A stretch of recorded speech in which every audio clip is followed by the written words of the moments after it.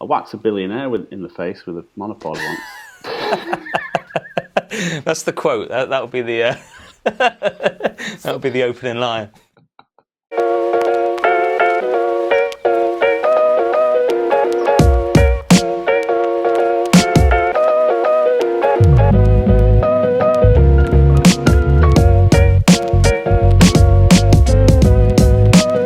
Hi, welcome to Meet the Makers, a video series where I put questions to creators from around the world about their videography and photography businesses, mainly in the wedding industry. But first, I want to share with you a short video about a workshop for videographers and photographers that I have coming up later in the year.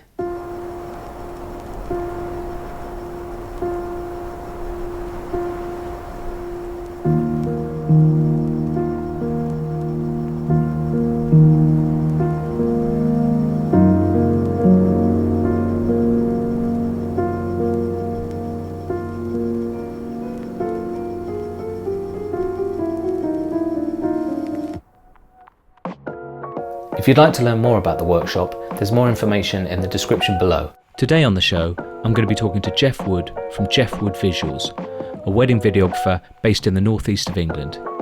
Jeff has been in the business for 13 years now and shoots weddings all over the world, including for some highly regarded filmmakers. Recently, Jeff has started focusing more on mentoring up-and-coming filmmakers, which we will talk about later in the chat. So let's jump straight in with question 1.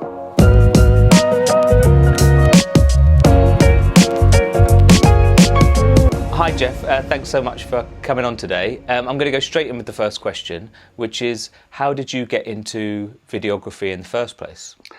Right. Well, thanks for having me, Toby. I've been looking forward to this. Talking to anyone at the minute is pretty cool. So, I first picked up a camera because I was massively into scuba diving, and obviously you want to share your experiences, what you're seeing down there. And I met a guy actually who kind of like made a living doing underwater videos somewhere in the North Pacific, and he kind of influenced me and told me what to get and stuff. And eventually I started taking note of movies and getting interested into how edits were put together, and it snowballed from there.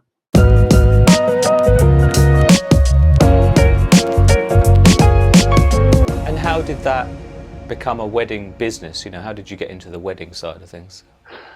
Well, it kind of my career has basically been how to avoid working. So from trying to make money scuba diving, I discovered there wasn't any money in that. So then I got into sailing, thinking, oh, yachts are expensive, there's money in that. And I used to make I ran a business delivering boats from A to B, and I used to make a little video of the delivery. And I remember some like a manager of a massive big yacht management company saw a video and said, "You want to stop sailing them and start just making videos for a living?" So that's that, and he was impressed with what I did. And and I ended up doing my first wedding to justify buying a camera. It was a particular camera I wanted. This is going back some, so it was a Sony EX1. Oh yeah, okay. And it was expensive, so I thought, I can't justify that unless it earns a bit of money. So I shot a wedding. Yeah. But it was a christening first, actually. Okay. Was it like a friend? Was it just someone you did it as a favour? Yeah. Sort of thing? Yeah, it was extended family. Okay. And it's a video that no living person will ever see again. Because I've gotten rid of every copy. Right. And then, is it then you saw this could be a business then? Did you sort of set up a website or something? Or how is it you started sort of... Because I wanted to have a look at what was, how people were putting wedding videos together, just to, basically learn how to do it. And I kind of discovered online that there was this amazingly creative style. It just absolutely, it captivated me. And it wasn't about the money. It was about, I saw some amazing work and I thought, I want to do that. And what year was that? That was about 2008.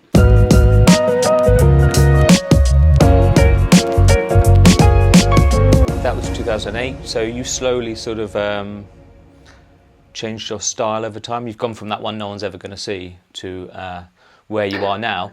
How would you describe what your style is now, and how do you think you got to that point? Well, I remember after, I think the first kind of work that I saw that blew me away was people like Jason Magbanua and Ray Roman, and like people like that. But then it was when I found still motions work, and that was it. That was, I just wanted to be them. So I just completely ripped them off. I absolutely just totally ripped them off. It's shameful, really. Yeah. Yeah. So I did a clip review with them. I sent my favorite short video for them to pull apart. It was Patrick to pull apart. And he sent me a few emails back. He sent me a full report on it, and then kept checking in to see whether I was taking it in. And I learned a lot just from that one thing, and that kind of like set me off on my trajectory. Really, I started off just at that point just completely ripping them off and just copying everything, really, and then it sort of developed. Well, they stopped making wedding videos, so I couldn't rip them off anymore. So I had to find myself. But you know what? I maintain that was the heyday for our craft. I don't see any work anywhere nowadays that holds a candle to that stuff from back then. I really don't. So what would you say the thing you always try and get into your work is, style-wise or tone-wise? Absolutely try to reflect the day in every way, but make it better. No, I think that's a good description. But I think the one thing, if I'm ever working and then I think, well, I'll just have a watch of it, and if the first few seconds look anything like boring, then I'll start again. I've got a particular hatred for the kind of bog standard wedding video. I mean, in back in the day, the bog standard wedding video was like, we all know what it was. All the sound taken away, all slow motion. But nowadays, there's a bog standard now that I think is almost as bad. So I've got such a hatred for that's what drives me, really, to get away from it. I know what I don't want it to look like. Yeah, because you actually judge the Wedding Industry Awards videography things. You're one of the judges on that, anyway. So, I mean, you obviously watch a lot of wedding videos, more than most people. What are the key things you think, like when you switch one on, first 10 seconds, what's the thing that you think is just going to make you go, nah, not that one, sort of thing? The music. Okay, cool. Mainly. Yeah. There's a certain style of kind of music bed track. Yeah. That they all sound the same. Yeah. Yeah. And as soon as it starts, I'm just, oh, not again. There's a couple of people, I won't name any artists, but there's definitely a few artists on there that seem to be like the go-to artists, aren't they?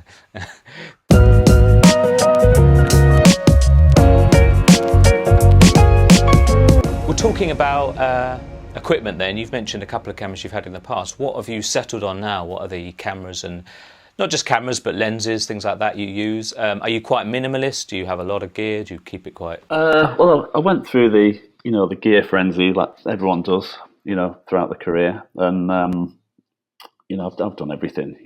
I've gone from... at one point, I was anti-zoom. and I had only primes. Even my telephoto, I had a 135, and because I think, if I'm honest, it was because I was sick of shots being ruined by second shooters zooming. I just thought, I'm not going to let them have any zooms anymore. I'm just going to give them primes and slap them on the head. And then I went full circle, and now I use only zooms. Well, Okay. no, I've got primes as well, but I'll use a 24-105 for the majority of the day. And I think it's partly age. It's partly, I can't be bothered yanking them zooms around with me. But I think mainly it's the image. It's just so organic. There's something about an old piece of Canon glass with an adapter that makes it just a bit less clinical, a bit more woolly, and a bit more. The colours are just a bit warmer, and I've got mates that still use Canon 5Ds. Doing the biggest jobs in the world, and they're not being judged.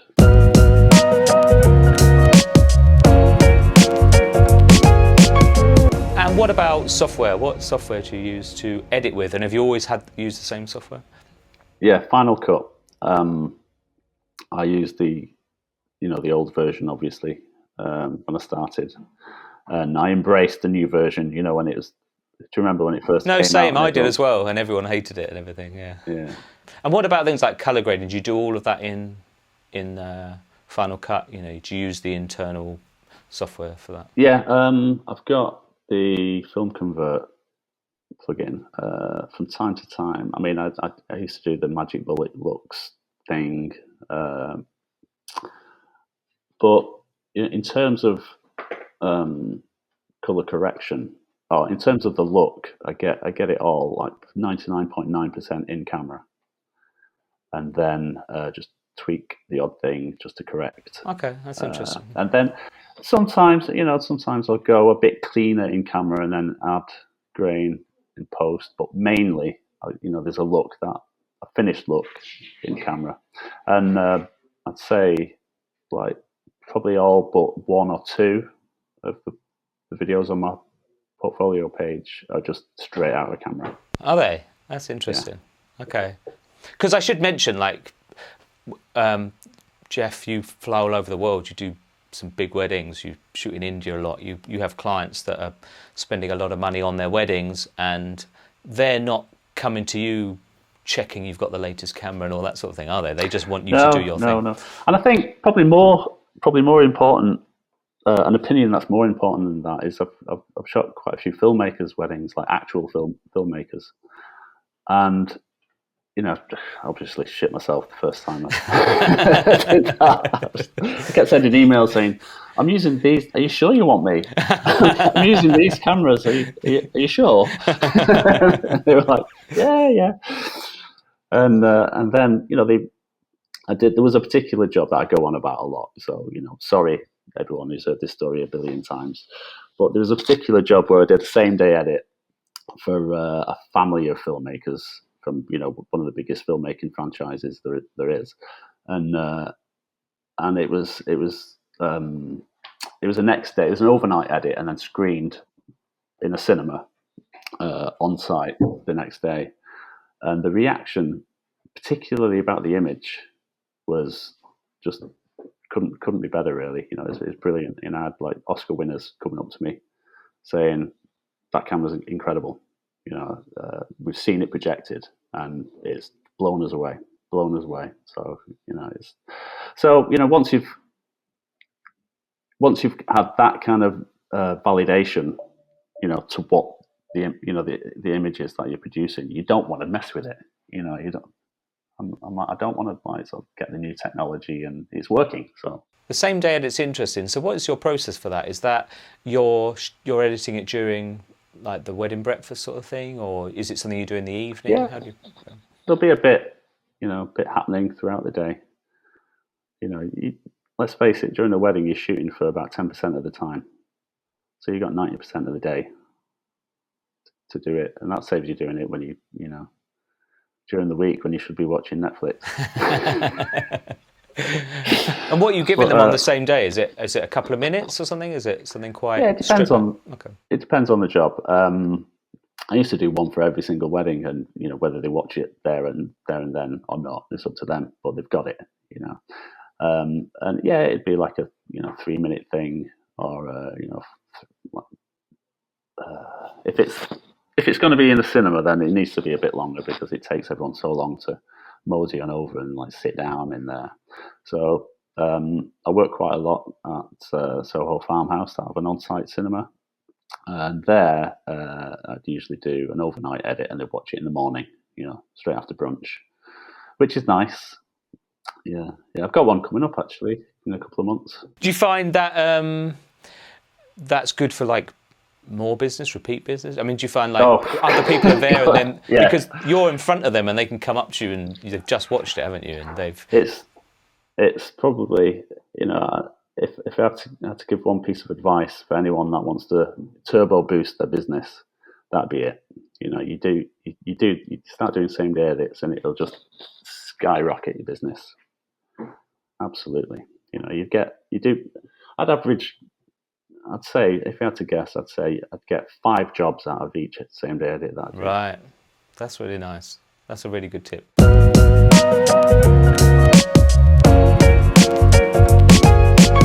What would you say is your favourite part of the job?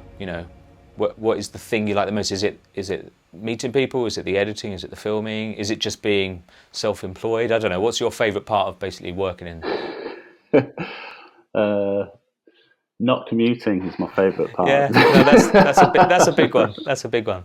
It's probably doing same day edits. And you sit back and watch it, and watching them watching it. That's my favourite bit. And seeing the emotion coming over the face as they're watching it. It's really there's no bigger thrill. It's preceded by absolute hell. You can imagine the stress. Yeah. Particularly if they're like a client that you perceive to be, scary.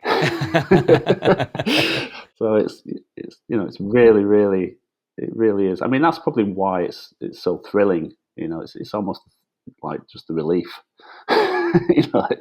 It's over. They've watched it and they're not killing me. So yeah.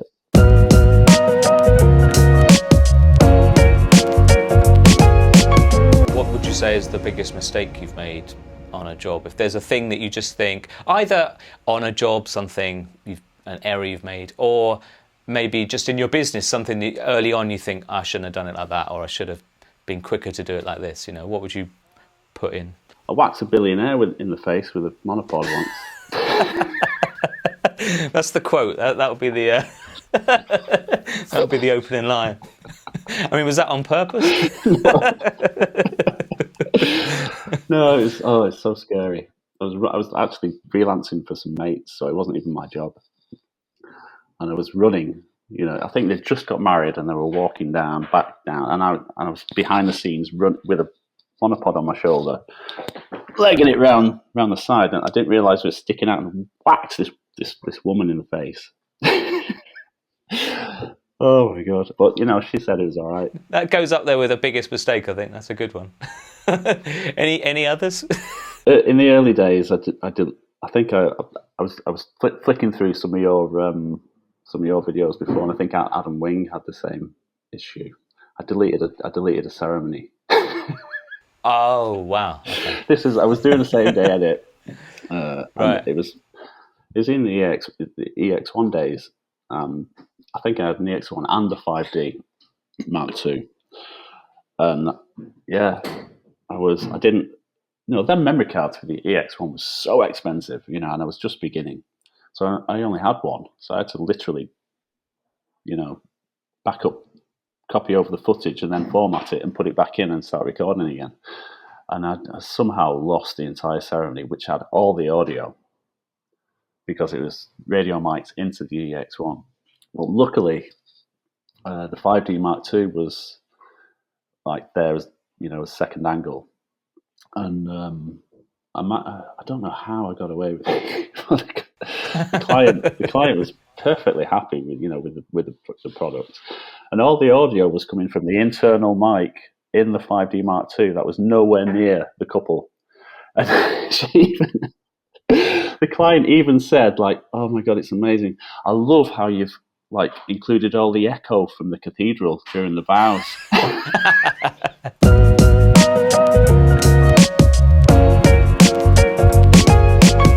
Who or what would you say has most had an influence on your work? I know you've mentioned a few videographers already, but are there other things? Are there, I don't know, films, music, TV shows, or other people in the industry? What influences you? Well, in the early days, as I said, it was still motion. I like to kind of like did a lesson with them and copied them. Back in the early days, that was. I think since then, it's whatever I've watched last. Often I'll be, watching something like, whether it be Big Little Lies or something.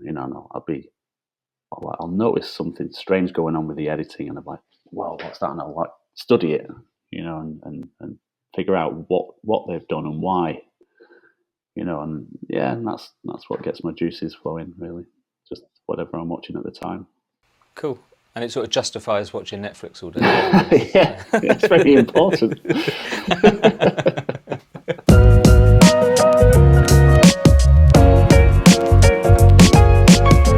What would you say is the main thing that you're looking to improve upon, if anything, in your next season? Do you normally have something that you're thinking, I want to play with this, or I want to try that out? Or that's an interesting question. Yeah, I'm constantly trying to think of ways to either improve things or make things easier. But there's nothing in particular, I don't think.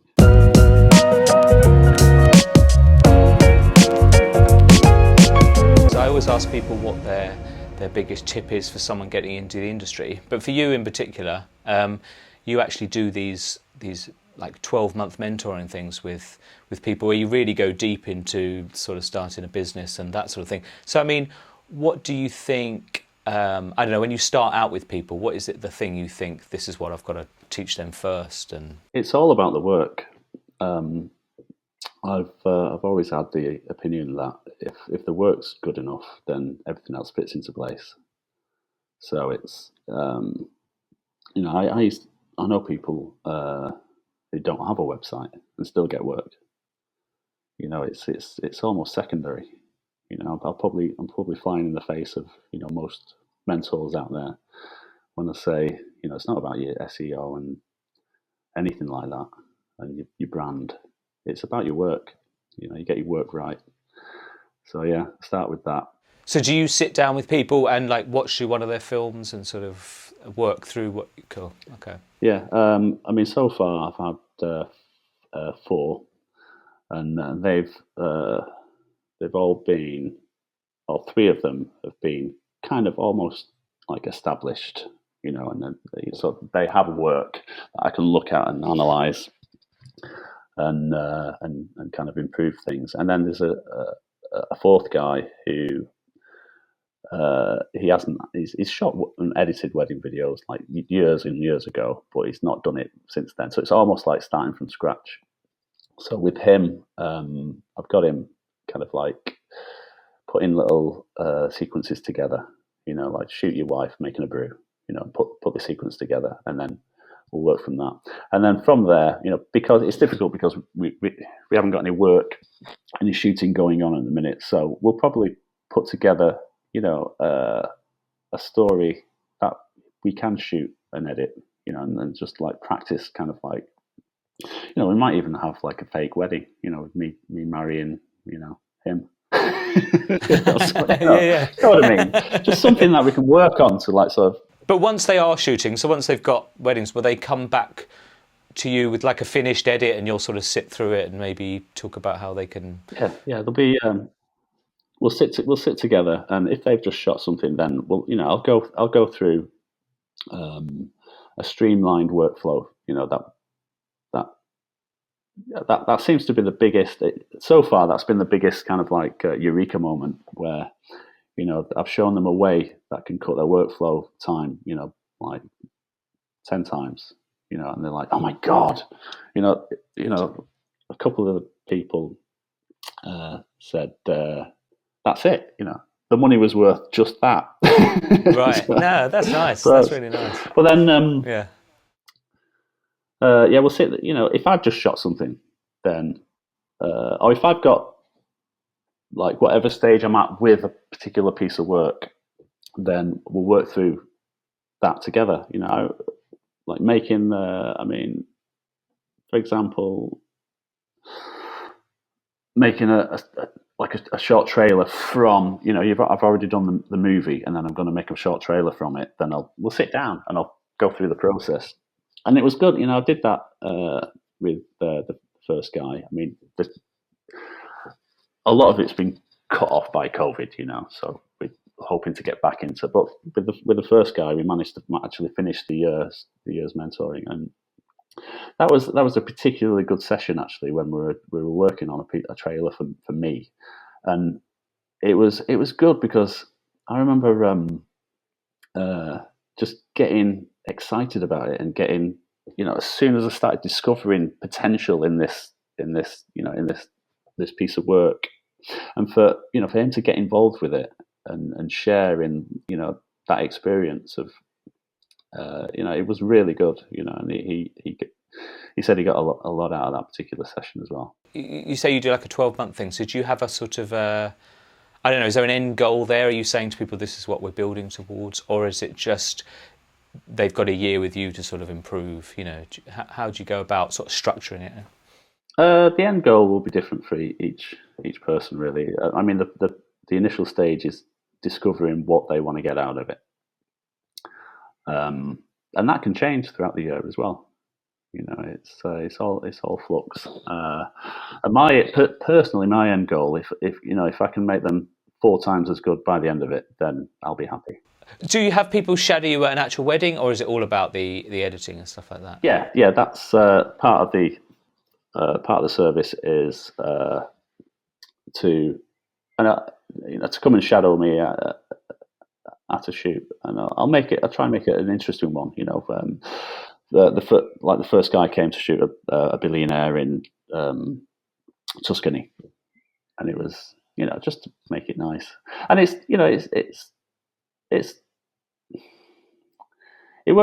like you scratch my back, I'll scratch yours. I loved having company out there to help, and what I couldn't believe is how thankful he was. He was coming back saying like, oh, it's so good, and thank you so much for taking me. I'm like, your work's for free. It's fine.